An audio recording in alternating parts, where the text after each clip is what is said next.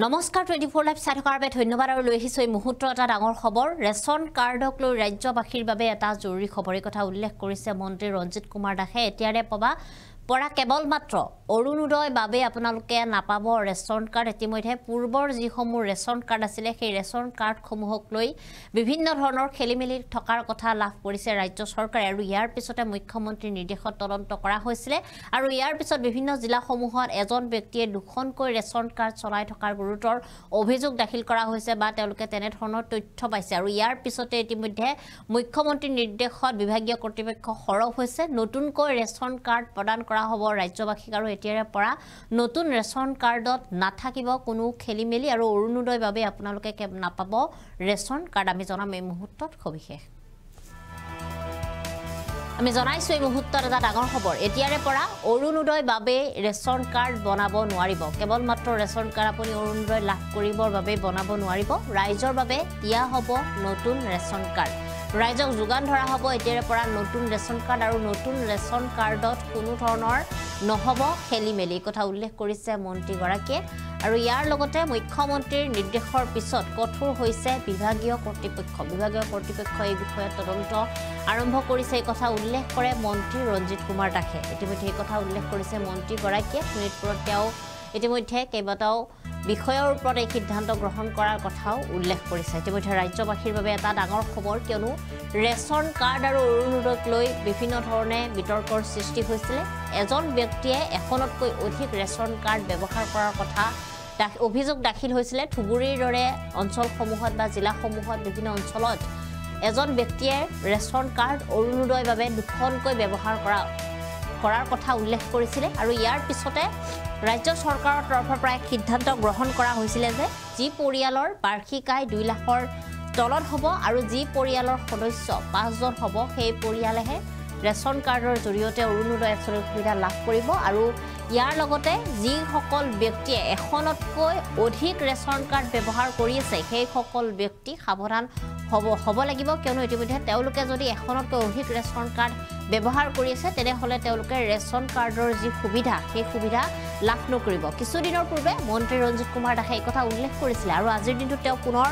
ration কাৰ্ডক লৈ এটা জৰুৰী খবৰ দিছে এটা গুৰুত্বপূৰ্ণ খবৰ দিছে ৰাইজৰ বাবে এতিয়াৰে পৰা কেৱল মাত্ৰ অৰুণোদয় বাবে ৰেচন কাৰ্ড নাপাব বুলি কোৱা হৈছে অৰুণোদয় বাবে ৰেচন কাৰ্ড বনাব নোৱাৰিব আৰু ৰেচন কাৰ্ডৰ ক্ষেত্ৰত যিসমূহ খেলিমেলি হৈছিলে সেই সকলো খেলিমেলি এতিয়া নহ'ব কিয়নো নতুনকৈ ৰেচন কাৰ্ড প্ৰদান কৰা হ'ব মুখ্যমন্ত্ৰীয়ে নিৰ্দেশ দিছিল ৰাজ্যৰ মুখ্যমন্ত্ৰী ডক্টৰ হিমন্ত বিশ্ব শৰ্মাই কঠোৰ নিৰ্দেশ দিছিল এই ক্ষেত্ৰত আৰু কঠোৰ নিৰ্দেশনাৰ পিছতে এতিয়া বিভাগীয় কৰ্তৃপক্ষ এই ক্ষেত্ৰত কঠোৰ হৈছে আৰু অৰুণোদয় তথা ৰেচন কাৰ্ডক লৈ এটা ডাঙৰ খবৰ ৰাজ্যবাসীৰ বাবে এতিয়াৰে পৰা অৰুণোদয় আৰু ৰেচন কাৰ্ডত কৰিব নোৱাৰিব কোনো ধৰণৰ খেলিমেলি এই কথা উল্লেখ কৰিছে মন্ত্ৰীগৰাকীয়ে আৰু যিসকলৰ তাত এখনতকৈ অধিক ৰেচন কাৰ্ড আছে যিসকলে এনেধৰণৰ দুৰ্নীতি কৰি আছে সেইসকল ব্যক্তি এনেধৰণৰ সুবিধাৰ পৰা বঞ্চিত হ'ব বুলি উল্লেখ কৰিছে মন্ত্ৰীগৰাকীয়ে এই মুহূৰ্তত আমাৰ হাতত তেখেতৰ কিছু মন্তব্য আছে সেই মন্তব্য আমি আপোনালোকক শুনাইছোঁ বিষয়টো লৈ পেলাই আমি যে নতুন ৰেচন কাৰ্ড যেহেতু দিব ওলাইছোঁ নতুন ৰেচন কাৰ্ডত যাতে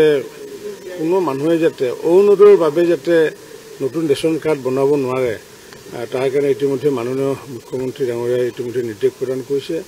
আমাৰ বিভাগৰ নিৰ্দেশ প্ৰদান কৰিছে সেই বিষয়টো লৈ পেলাই আমি পৰ্যালোচনা কৰিছোঁ আগন্তুক দিনত এই বিষয়টো আমাৰ BTC প্ৰশাসনে এই বিষয়টো চালি জাৰি চাব যে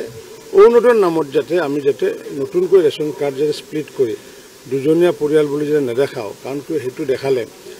আমি হাঁহিয়াতৰ পাত্ৰ হ'মগৈ কাৰণ দিল্লীয়ে ক'ব যে তাৰমানে অসমত পৰিয়াল তাৰমানে দুজনক লৈ পেলাই এটা পৰিয়াল নেকি কিন্তু বাস্তৱত দেখা যায় যে দুজন কাৰোবাৰ থাকিব পাৰে হয়তো সন্তানহীন কোনোবা পৰিয়াল থাকিব পাৰে কিন্তু হেজাৰটো তেনেকুৱা পৰিয়াল হ'ব নোৱাৰে গতিকে সেই কামটো যাতে নহয় তাৰ কাৰণে মই এটা আহ্বান জনাইছোঁ আমি যে নতুন ৰেচন কাৰ্ড যিহেতু দিব ওলাইছোঁ নতুন ৰেচন কাৰ্ডত যাতে কোনো মানুহে যাতে অৰুণোদয়ৰ বাবে যাতে নতুন ৰেচন কাৰ্ড বনাব নোৱাৰে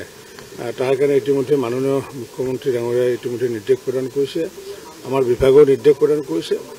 সেই বিষয়টো লৈ পেলাই আমি পৰ্যালোচনা কৰিছোঁ আগন্তুক দিনত এই বিষয়টো আমাৰ BTC প্ৰশাসনে এই বিষয়টো চালি জাৰি চাব যে অৰুণোদয়ৰ নামত যাতে আমি যাতে নতুনকৈ ৰেচন কাৰ্ড যাতে স্প্লিট কৰি দুজনীয়া পৰিয়াল বুলি যাতে নেদেখাওঁ কাৰণ সেইটো দেখালে আমি হাঁহিয়াতৰ পাত্ৰ হ'মগৈ কাৰণ দিল্লীয়ে ক'ব যে তাৰমানে অসমত পৰিয়াল তাৰমানে দুজনক লৈ পেলাই এটা পৰিয়াল নেকি কিন্তু বাস্তৱত দেখা যায় যে দুজন কাৰোবাৰ থাকিব পাৰে হয়তো সন্তানহীন কোনোবা পৰিয়াল থাকিব পাৰে কিন্তু হেজাৰ হেজাৰটো তেনেকুৱা পৰিয়াল হ'ব নোৱাৰে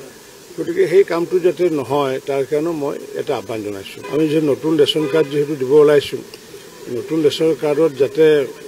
কোনো মানুহে যাতে অৰুণোদয়ৰ বাবে যাতে নতুন ৰেচন কাৰ্ড বনাব নোৱাৰে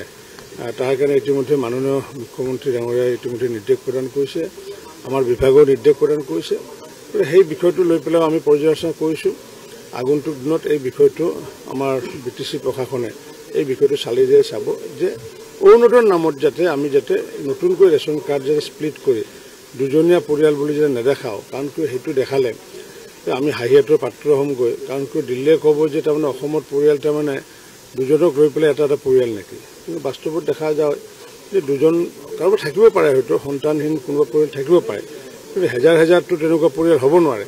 গতিকে সেই কামটো যাতে নহয় তাৰ কাৰণে মই এটা আহ্বান জনাইছোঁ আমি যে নতুন ৰেচন কাৰ্ড যিহেতু দিব ওলাইছোঁ নতুন ৰেচন কাৰ্ডত যাতে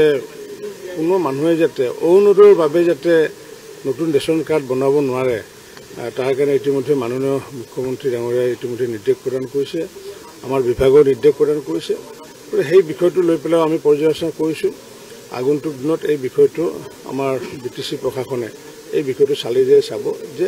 অৰুণোদয়ৰ নামত যাতে আমি যাতে নতুনকৈ ৰেচন কাৰ্ড যাতে স্প্লিট কৰি দুজনীয়া পৰিয়াল বুলি যাতে নেদেখাওঁ কাৰণ সেইটো দেখালে